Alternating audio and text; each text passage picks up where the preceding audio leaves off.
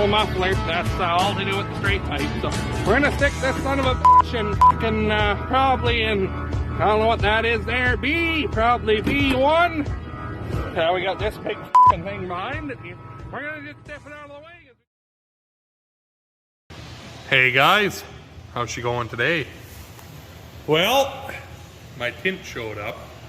I think I done not too bad for my first time ever putting tint on. I got one little nick right there, but when the door shuts, covers that imperfection anyway. But 5%'s dark. Like, I like it. So anyway, I do the back window and that window yet, and then the front I'm doing 20%. Not quite as black, but I don't know. The 20% that I ordered never showed up. It was the wrong fucking shit. So maybe I should go 5% on the whole thing. Oh, I like that. Fuck, that looks good. All black. Anyway, that's not what this video is about. I just wanted to show you that because I know you guys are always wanting me to put tint on different stuff. So we'll try that. Then maybe we'll try it on a piece of machinery one day. So anyway, what we're working on here is my little orange trailer that I use for moving around all of my pallets of canola seed and chemical and all that. If you recall, I had lent it out to a buddy who bought some bale rings, and he had almost made it back to his place. The wheel bearing gave up and chewed off the spindle, so got a new one here. This took a little bit of doing to find because it's a drop axle, but good old Lauren there, the guy that does everything for me, it seems like, finds all that oddball stuff and builds shit, found me one. So Dad welded it on last night, and then we had to let it cool off. So I'm going to put the dust seal bearings and new hub on, because the old hub got fucked up here too.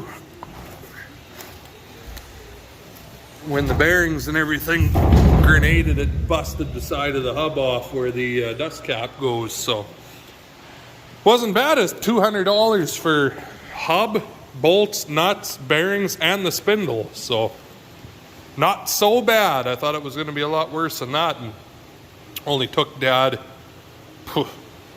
45 minutes to cut the old one off and weld the new one on. He done all that in the time it took me to tint my one window. So anyway, oh, that's the other thing too. These old lights are foobarred on here, but all this is a capped off piece. Like, it's open on the bottom and on the side. So I'm going to knock those out, and I bought these trailer lights here. I should say Dad picked them up when I asked him to pick them up. But anyway, look at this.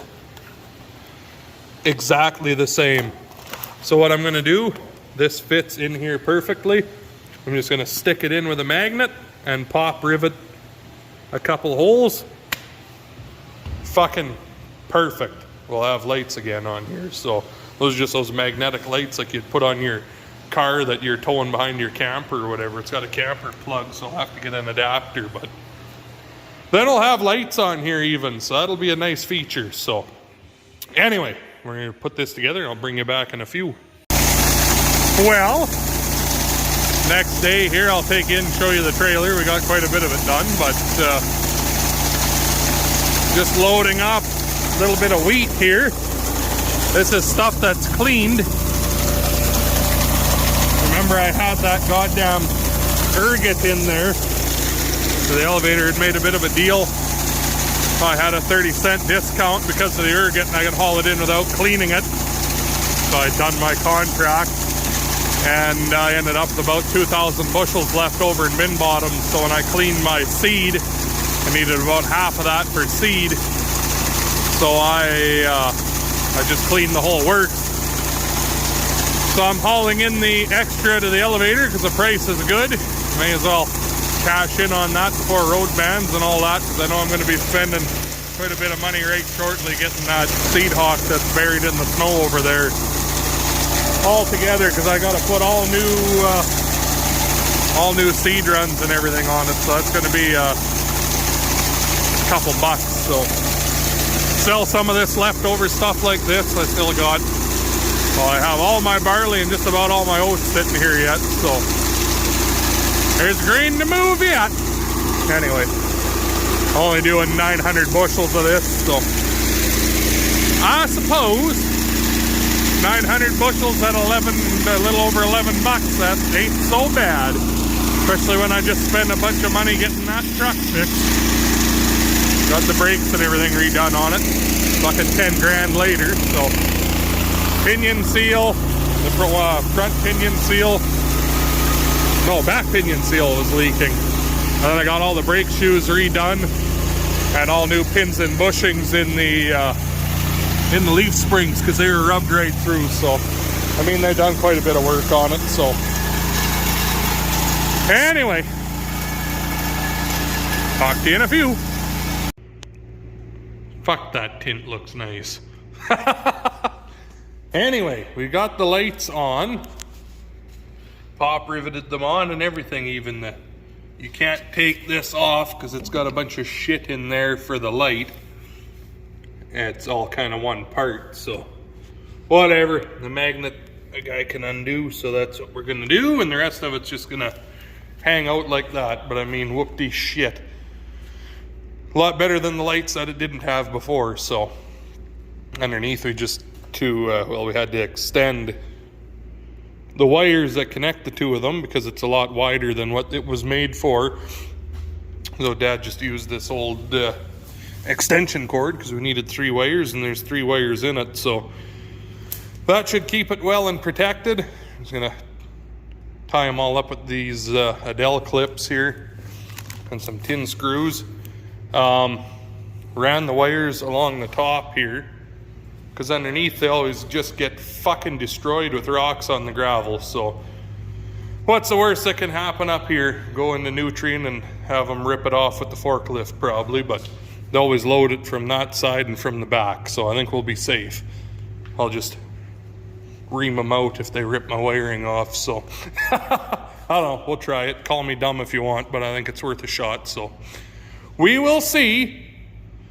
But anyway, I am gonna go take the McCormick and try and dig the seed hawk out of the snowbank because it's gonna be another late wet fucking spring by the feel of things here so far, seeing as how it's the 1st of April and nothing is melting yet. So try and get the snow out of the way of it and get it up in the yard to start working on it. But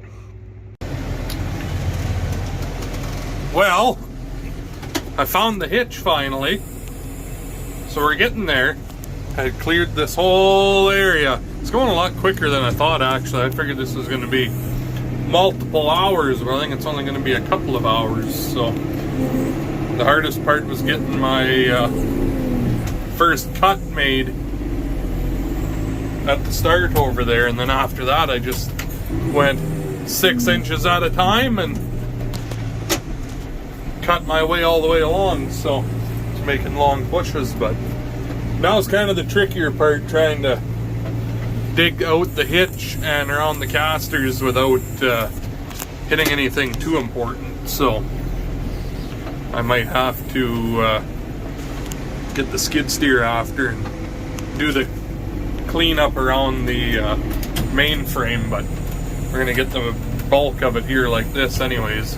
It's kind of nice. It's real hard. It's busting off in chunks. Grab it with the grapple fork that way and carry it away. So anyway, that is what is happening, and it's working not too bad at all. So I don't, oopsie. I don't know if I'm going to try and move it right now or not, but there's quite a bit in the main frames there. But I might just try and hook the hoses up to the tractor here and just try and lift the shanks, and if they come up good, and then if some of them don't, well then I know I'll have to try and do something else that way. So I also got to try and dig that out. That's the main distribution tower for the seed from the Borgo tank.